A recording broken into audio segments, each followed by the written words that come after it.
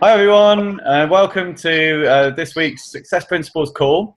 It's Wednesday night, it's 8 p.m. sharp-ish, as usual, about 5 past, and we're getting started with a call that is, we have a special guest for.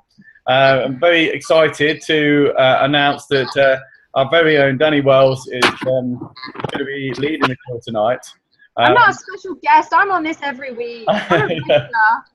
Guest star presenter. So yeah, without any further ado, I'm going to hand over to Danny to take us through this principle 16, is it? That's right. Thank you so much, John. So following this amazing book that you can either read by book or audio, absolutely fantastic book. As John said, we're going to go over chapter 16, principle 16 tonight, and I've made a PowerPoint presentation for it. So I'm just going to load that up.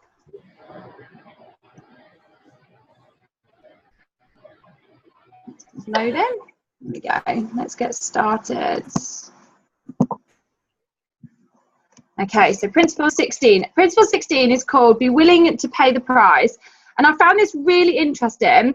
Now, when I put this training together, there was a lot of examples in this chapter. And I didn't want to just copy the text of every single example from this chapter into this PowerPoint. So what I've done is some of the examples I've used of my examples. And I thought we could just have a bit of a discussion around other people having experiences from what I'm about to talk about. However, if you want to read the actual examples that are in the book, go to the book. Majority of them in this chapter refer to sports and Olympians and how these apply to Olympians. And if you're really interested in that, it is a really good chapter for that, but it is predominantly stories and little snippets about other people. Okay, so I'm going to get started then. So if people knew how hard I had to work to gain my mastery, it wouldn't seem wonderful at all. Now, that is a quote from Michelangelo, the Renaissance sculptor and painter who spent 4 years lying on his back painting. Oh my gosh, there's a spelling mistake. Sorry about that. Yeah. Painting the ceiling of the Sistine Chapel. So, behind every great achievement is a story of education, training, practice, discipline, and sacrifice. So we might look at something and think, oh my gosh, that is amazing, such as the Sistine Chapel. I've never had the privilege to go and see it. I've seen photos and I know it's absolutely amazing. But then it's quite easy to forget actually how much hard work went into that. And that's the same with anything. Even if we see singers on TV and we think, wow, they can sing, they're so great, they're our idol. Actually, it would have took years and years of practice to perfect that and get to where they are. So when people do something that is a massive achievement, they have to be willing to pay the price, or we have to be willing to pay the price of what we want. So maybe that price is temporary. Maybe we might have to put things on hold to spend more time and effort in one particular play. Oh my gosh, I should have proof checked this, shouldn't I? In one particular place, in one particular thing, and we might have to miss a bit of TV, we might have to miss some social events, we might have to miss some hobbies, because in the long run you will thank yourself that you did dedicate some time to grow an area that you really wanted to in your life. So it could be investing all of your own personal wealth or savings into setting up your own business, or into maybe buying a house to do up. It could be something like that. So you're sacrificing your savings to buy that house, but in the long run, you're going to thank yourself because you potentially going to have a lovely home to either live in yourself or to rent out to other people to make as an asset and to make more money. It could be walking away from the safety of your current situation. So you might be with a partner who you don't particularly want to be with, and it's really hard to pay the price to leave them, but in the long run you'll thank yourself for doing it. Or it could be the willingness to do what's required that adds that extra dimension to the mix that will help you persevere in the face of challenges, setbacks, pain, and personal injury. So the examples that Jack Canfield referred to here was about Olympians, and this chapter was heavily about sports and Olympians. And he was saying that for people that want to win an Olympic gold medal, they don't just get up in the morning and think, oh, I'm going to be a runner and I'm going to do the 800 meters and I'm going to win a gold medal. They have to persevere through their battles with their mind, through personal injury. If they were to sprain an ankle, they could decide at that point to think, I'm going to give up on this because my ankle really hurts and it's not worth doing this again. Or do they think, my dream of getting a gold medal is worth me carrying on. And if I get another sprained ankle, it's worth it. It's so worth it. You have to be aware that to get what you want, there has to come a certain price. However, that price is a temporary thing to get what you want. So as I just said, pain is only temporary, and the benefits of what you do will last forever. I'm just going to move the little icons. So for myself, so this is where I put in an example of me. So for myself, I was broke and I was in debt. And when I heard about starting my own business with Arbonne, on paper, I wouldn't have been able to make any achievements with this business at all. I had no money. I had no skills whatsoever, none. I had no time. So I've got 2 children. I've got no spare time. I had no people in my life who would want to do this with me. However, I wanted it, and that was enough. I wanted it. I wanted the outcome, so I jumped in and I sacrificed things so that I could immerse in information, so I could learn, I could meet people and find out about them, work out if this would actually benefit them or not. And I found so many people that would benefit from this, and they do benefit this, and the pain of it is temporary. It is so, so, so worthwhile. Right, so the next bit. Was someone going to say something? No. Okay, practice, practice, practice. So practice puts brains in your muscles. So the example in the book here was when, not me, obviously this was from the book, when I played with Michael Jordan on the Olympic team, there was a huge gap between his lower ability and the great ability of the other players on the team. But what impressed me enormously was that he was always the first one on the floor and the last one to leave. He believed and he practiced, and now look where he is. So I'm not a sports fan, but I know who Michael Jordan is. And I'm assuming everybody on this call knows that Michael Jordan is a famous is a basketball player, isn't he, John? He is a basketball player. Yeah. Yeah, I have to think then, what sport is it? I know who he is, he's really tall. Yeah. So what this quote says in the book is he wasn't the best basketball player. And in his team, he definitely wasn't the best. However, he practiced and practiced and practiced so much. He must have given up his time to watch TV and his time to go to all these social functions and time to do other things that he was doing. He must have sacrificed that temporarily. But look where he is now. Everybody knows who Michael Jordan is, and he set out to do what he wanted. And now he's one of the best basketball players in the entire world. Yet he wasn't. He wasn't in the beginning, but now look where he is. Oh, that's by Steve Alford, Olympic gold medalist. It was him that wrote that quote. So be willing to be uncomfortable. Be uncomfortable. Being uncomfortable. Okay, right, let me start again. Be willing to be uncomfortable. Be comfortable being uncomfortable. It may get tough, but it's a small price to pay for living a dream. So to wrap your head around that, you have to get used to the feeling of being uncomfortable. So in our business, if we relate that to our business, it could be anything in life. When we come away from our comfort zone, we feel seasick, we feel unbalanced, we feel nervous, and we think those feelings are anxiety. We're like, oh my God, I'm getting anxiety.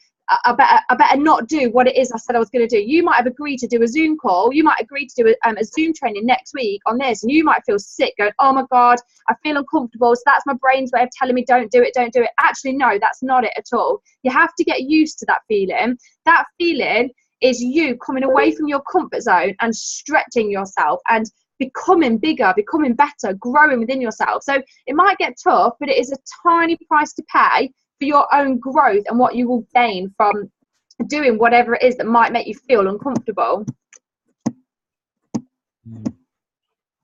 So the only way you are going to get anywhere in life is to work hard at it.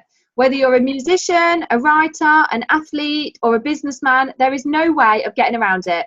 If you do, you will win. And if you don't, you won't. There is no easy way to success. There is no smooth ride. You have to work at it and you have to make some sacrifices. So according to John Troop, the average Olympian trains 4 hours a day, at least 310 days of a year, for 6 years before they succeed. And that I thought that was, I was really blown away by that figure actually, because sometimes we do these things in life, like say starting our business, and it takes us 6 months and we think, right, well, I'm not a national vice president, I'm not driving the white car, I must be doing something wrong. well, no, you have to give these things time. So when I read that, I thought, blimey, for the average Olympian to succeed, they spend 6 years practicing, 310 days a year, 4 hours a day. I was like, I'm never going to complain that I'm not a national vice president in a short space of time ever again. It's interesting. That's probably about 10,000 hours. The whole 10,000 hours from or I forget who the guy was. It was a book. I'll come to me in a moment, but there's a whole book about sort of becoming an expert, and the concept in there was 10,000 hours, and 10,000 hours is, I think it's something like 40 hours a week Right. across the year for 5 years. So it's almost equivalent to what the number is there, and that's the number of hours you've got to put into something to become an expert.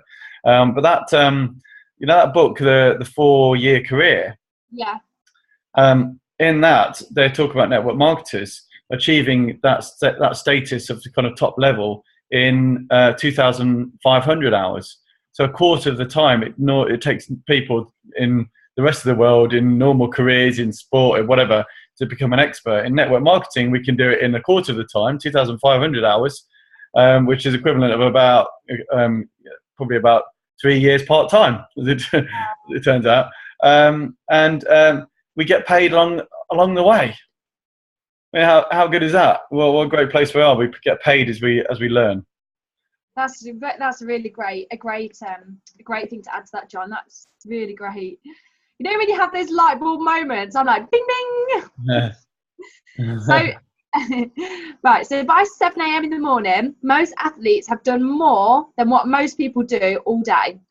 If 2 people had the same talent, it would always be the person who trained more than the other who trained more than the other who didn't give it a serious effort that would always outperform.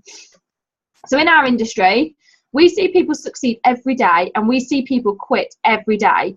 The industry is the same, the products are the same, the only variable is the one individual and their efforts. People succeed in this business around having a full-time job, 4 children, ill parents, and they succeed well.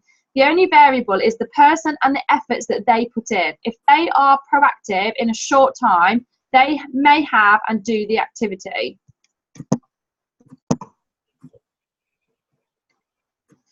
So it's not the will to win that matters. Everybody has that. It's the will to prepare to win that matters.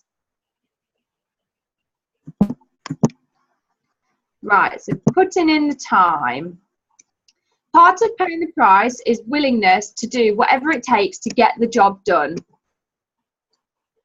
It comes from a declaration that you are going to get it done no matter what it takes, no matter how long it takes, no matter what comes up, it's a done deal. So if you say to yourself, I'm going to be driving my white Mercedes on the anniversary date to the day I joined Arbonne, and it comes to the end of the month before your anniversary, and you are not in qualification, that's okay. You don't need to quit your business. You just need to carry on. It doesn't matter it's great to set the goals and it's great to set the time that you want to complete your goal. But if you have a no matter what attitude, then you will carry on and you'll say, okay, so I didn't do it in the time frame I said, let's go for the next month, or let's go for the next month. There's been many times in this business where I've set myself a goal and I didn't hit it on that exact deadline, but I hit it the month after. So if I'd quit and thought, oh, I didn't hit it, I would have missed out on what I have now. So I have a no matter what attitude in this business. I always set my goals and I always strive to complete them on the date that I give myself. But if I don't, then I do have a no matter what attitude. So I just carry on. You are responsible for the results that you intend. No excuses. Just an outstanding result that can be counted on to happen. Talent is cheaper than table salt. What separates the talented individual from the successful one is a lot of hard work. That was the same as what we said a moment ago. You've got 2 people with the same talent. It's the person that works harder that gets to where they want to go. With network marketing, we don't have to be born with anything that will make us successful in this industry. We just have to be willing to learn and be patient. We can learn every skill to be an ENVP, but it takes the effort to learn and the desire to want more, that even a setback will keep you going. going through the awkward stage. I really enjoyed reading this bit, actually. I thought this was this was another light bulb moment for me. So business consultant Marshall Thurbus has said, anything worth doing well is worth doing badly in the beginning. Remember when you first learned to drive a car? So think back to when you were all 17 or however old you were when you started to learn to drive a car, or when you started to learn to ride a bike, or if anybody on the call has learned to play an instrument or has learned or to play a sport. Oh my gosh, there's another spelling error. You understood that before you started learning to drive a car or riding a bike or play an instrument or to play a sport, you understood that in advance that you were going to go through the awkward stage in the beginning. You just assumed that awkwardness was just part of what was required to learn that new skill you wanted. Well, not surprisingly, this initial awkwardness applies to anything that you do or undertake. So you have to be willing to go through that awkward stage in order to become proficient. Children, anyone that's got children will know, they give themselves permission to do this. But sadly, by the time we are adults, we are so often afraid of making mistakes that we don't let ourselves be awkward. So we don't learn the way children do. We're so afraid of doing it wrong. So I've got 2 little girls, and one of them's learning to ride a bike. And the first time she sat on a bike without stabilizers, she could not ride that bike. She was wobbly. She was a bit, anxious. She was a bit worried. And I said to her, when you learn to ride a bike, you don't just get on the bike and go down the street and you're pedaling away. We have to learn. We have to practice. So we went out every single day until she started to gradually get her balance. I could take my hands off her a little bit and she held her balance. And then within a few weeks, doing this every day, she started to learn to ride her bike. And I will always teach my children this, that anything you want to do, when you do it to start with, you're rubbish. You're very bad in the beginning, but we practice and we get better. And that is the same with anything. Even with this business, you start this business up and you have to be prepared to go through that awkwardness, that initial cringeworthy moments where you think, why did I do that? But if you didn't do those things that you look back on and think, oh my God, why did I do that? I'm so stupid. If you didn't do those, you wouldn't have learned from them. So to get good at anything, you have to start and just accept that you're going to be bad. Just accept you're going to be bad and you need to learn this new skill. Will Smith, I love this guy. No matter how talented you are, your talent will fail you if you're not skilled. Skill is achievable practice. Work hard and dedicate yourself to being better every single day. Right, take skiing for example. If you learn to ski as an adult, say in your 40s, you would definitely not be good in the beginning. Over time with lessons, you will get better. Has anybody on here learned to ski? Yeah. And were you rubbish when you started? Yeah, snowboard. Yeah. I did snowboarding first, and I was terrible. I spent the whole. We did a board in a week. It was an hour and a night every night for a week, and I spent most of the time either on my hands. You land on your wrists a lot of snowboarding, or on your backside, sliding down the ice in pain. It was horrible. But by the end of the first week that I went snowboarding, I was flying. I was keeping up with the guy that had been there 4 years, hurtling down the mountain, totally and having an amazing time, loving it. And the progress was just amazing. So if somebody said to you then, John, before you went skiing, if somebody said, okay, do you fancy a bit of skiing, John? And you said, yeah, I do actually. And they said, do you fancy being quite good at it? And you'd say, yeah, I do fancy going skiing and being good at it. And they said, okay, well, to get good at skiing, you're going to have to learn, and you're probably going to be really bad for about a week, and you're going to fall over. You might hurt yourself. After you've learned for a week how to ski, you will be good at it. Would you say, yeah, let's give it a go? Would you say, oh, no, it's not worth it. I'm not willing to pay that price? I'd go for it.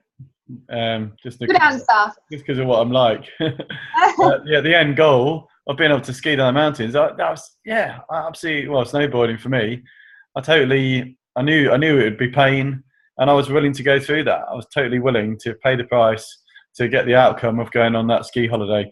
And it was actually, I booked the ski holiday. There's no two ways about it. I was going up that mountain, and I was coming back down on a board, keeping up with all the other guys that have been going for years. There's no two ways about it, and I just had to go through that pain, the lessons first. That's really good to hear. That is exactly what this chapter is all about. It's knowing the sacrifice you're going to have to make for the end goal. Okay. Right.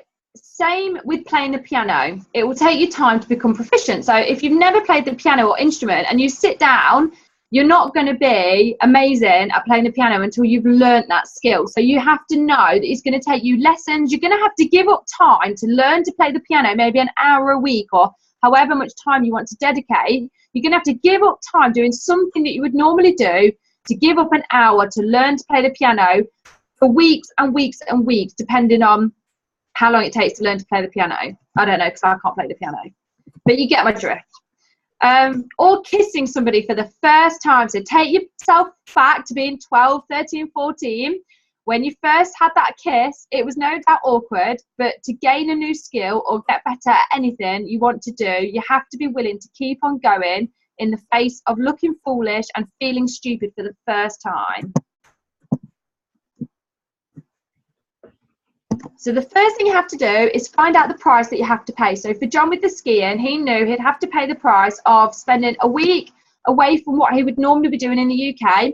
He's going to have to go abroad, and he's going to have to go for some ski or snowboard lessons, and he knows he's going to fall over, but he's going to get back up and practice this new skill. He knew fully what the price would be to pay to learn this new skill.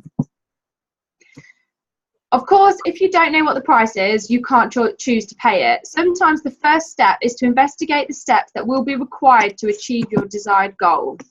For example, many people, perhaps you, say they want to own a boat. But have they ever researched how much money that they would have to earn to buy a boat, or how much it costs to harbour it in the marina, or how much the monthly maintenance is, the fuel, the insurance and license costs? So it's all very well saying I want to buy a boat, but actually, do you know how much it is to buy a boat and how much it is to maintain a boat? You may need to do some research about what it costs, what costs others have had to pay to achieve dreams similar to yours. You may want to make a list of people who have already done what you want to do and interview them about what sacrifices they had to make along the way. So for me, I put this together. What I did to pay the price to have what I wanted. So I'm relating this back to my business. I wanted to be a national vice president with Arbonne International, and I wanted to earn, I think my original goal was £4,000 a month upwards. That was my dream. I wrote that down. That was what I wanted.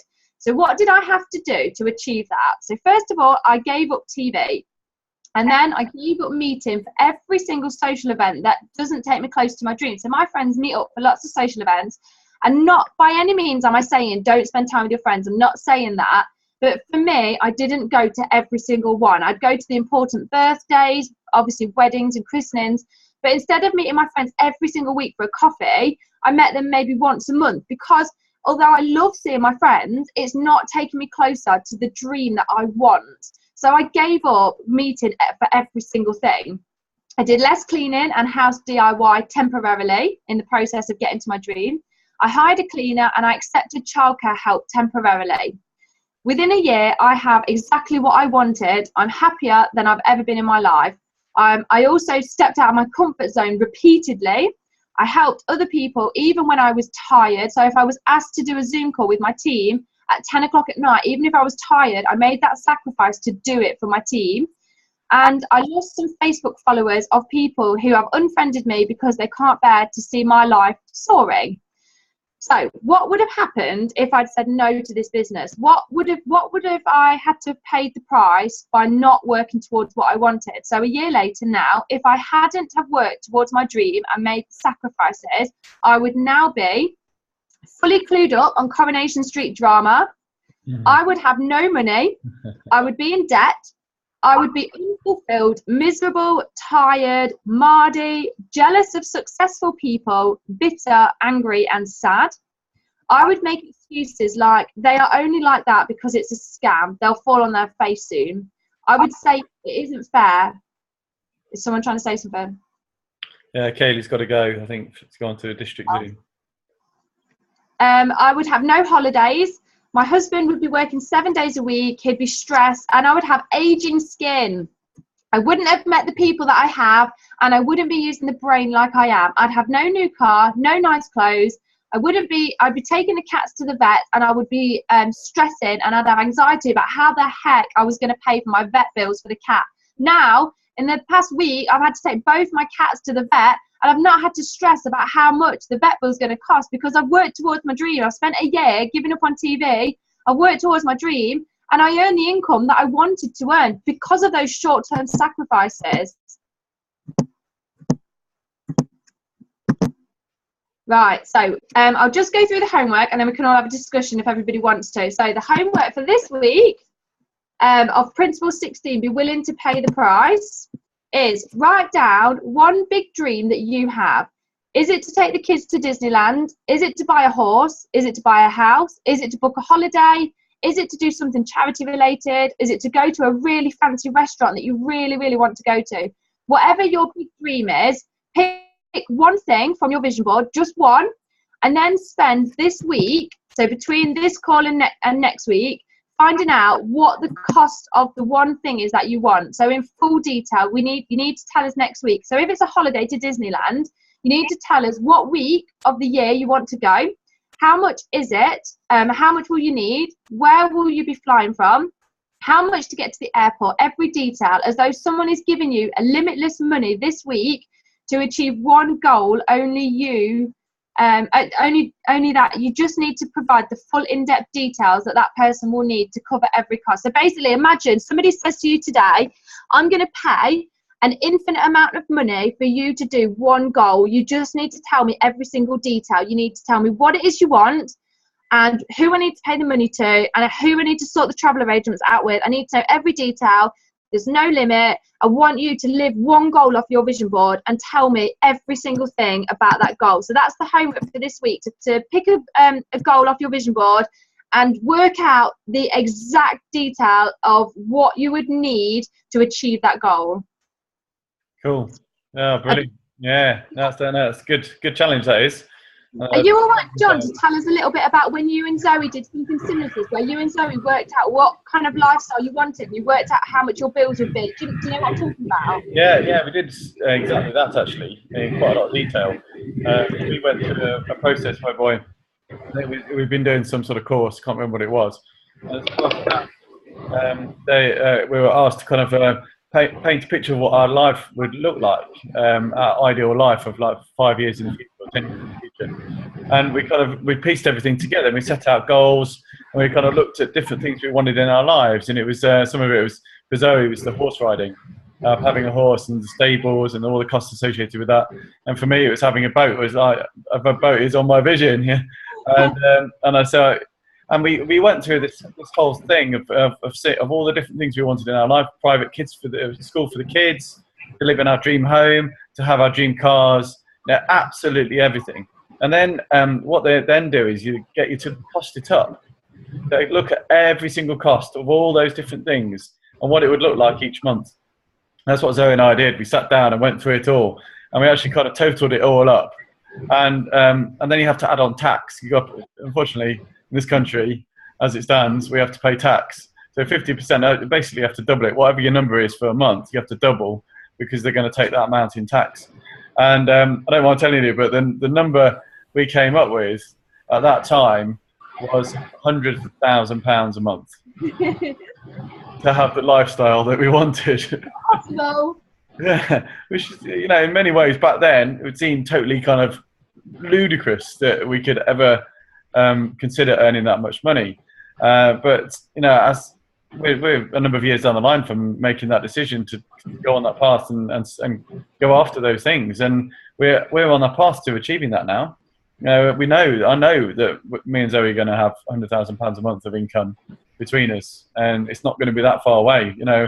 We're on that path. It's still years away, but I'm absolutely certain in my mind that we're gonna have that, and we're gonna have the boat, and we're gonna have the horses and the stables and the dream home and the cars and the lifestyle we want. The kids in private school, taking the family away on holiday whenever we want to, and to Vegas, paying for them to have a first class trip to America. All the stuff like that I've dreamed about for years, and that is going to become a reality. There's no two ways about it. So yeah, I think it's a good exercise to go and do that. It takes a little while, But just create that picture of, just ending really from what you said, Danny, is to, rather than going with one thing, I think it's a good thing to start with one thing ready for next week. But then from there, why not build that picture, in conjunction with your vision board, maybe just all those things on your vision board, put a cost against them, and work out what that life would look like, and then just tot it all up. You know where you're heading. So for me, I'm going to my really big thing is to send my children to private school. So between this week and next week's call, I'm going to work out how much it costs for my children to go to private school. That's my homework. Leah, what are you thinking? What's a big goal for you? I don't know off the top of my head, but what John was saying then about needing to earn about £100,000 a month, because I was listening to that See How Better audio, and after you're doing last week with the money blueprint thing, and just when you said it, I was like, oh god, just the thought of it was actually quite scary. You know what I mean? The thought of having to try and earn £100,000 a month, I was like, never gonna happen. But it just goes to show, doesn't it, that you need to get it in your head. Yeah. Get away from the financial service that thing. Yeah. I think that's you've got when we do this beliefs thing at Reason Training, one of the beliefs is about the pain you've got to go through to be wealthy. If you've got this kind of belief that in order to achieve goals and be wealthy, you've got to go through so much pain, it's almost unbearable, then instantly that's a big barrier there. It's going to stop you taking action. So that's an interesting one. Nikki, did you have a big goal, a big dream?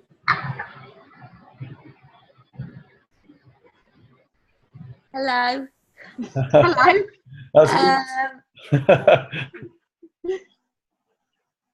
Well, I think what occurred to me was what would we need to get Darren retired, and then the holidays that we would like to do with the children. That was what occurred to me. Do you know how much you need to retire Darren? Do you know? No, you don't, do you? No. That's your goal then? The goal is to work that out. Retire from shifts and enjoy holidays and Yeah, but retire in general, a big retire, goal. Oh yeah, definitely retire. A big goal. That gives you the freedom to do what you want, doesn't it? Yeah. So you're going to work out between this week and next week how much money you need to earn a month, Nicola Desmond, to retire your slaving away poor old Darren from pet foods. Yeah. Yeah. Do it. Okay. Claudia, did you have one? Work with me on that.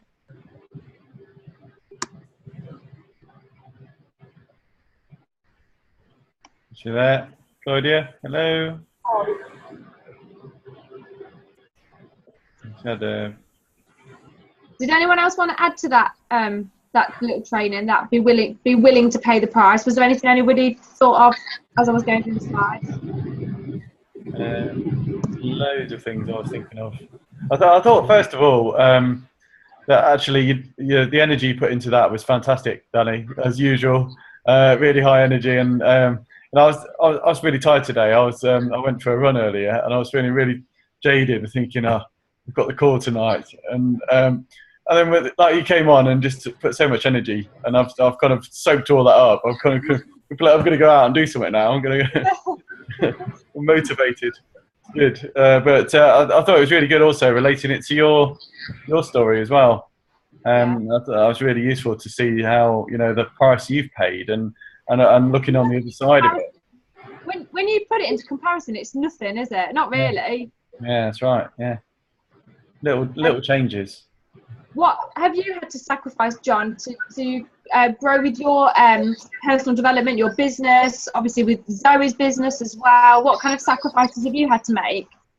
I've been through quite a bit of a journey, I suppose, with everything. That my first sacrifice was my job, and I didn't even realise that not having this job wasn't the right path for me at the time. But I mean, I had a really high paid sort of corporate job in software. I worked for a software company, and so leaving that was an initial price to pay, and then trying to I've been through a process of setting up 3 or 4 businesses over the years, and each of those, the amount of work you put into it is a huge sacrifice. And to in comparison to what we're doing with network marketing, compared with what I did with my own design business, when I was just working 60, 70 hours a week, it was just crazy. I'd leave before the kids woke up. I'd get home after they went to bed, day after day after day.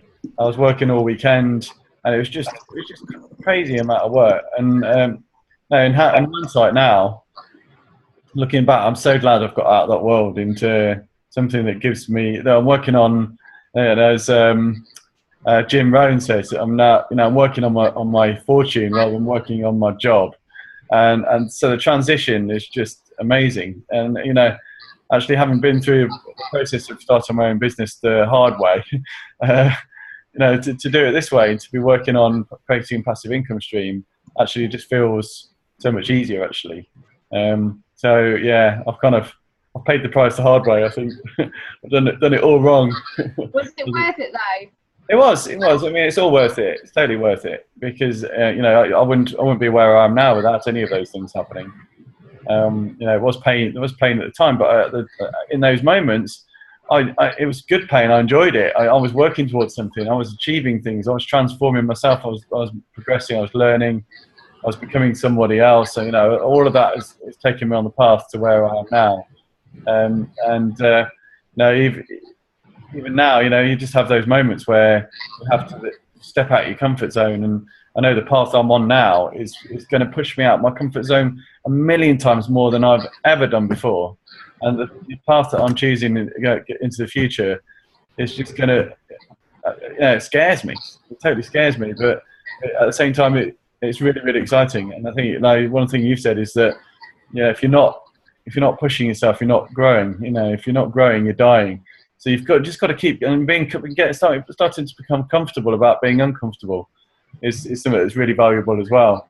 Because for me, I'm still in that position where I feel the pain and it's discomfort, and I can feel the fear inside of me saying no, but then I have to push through it. And if it got to a point, I don't know whether it would, where it becomes easier. Maybe I'm missing the point there. Actually, you're supposed to be able to feel the pain and just go through it.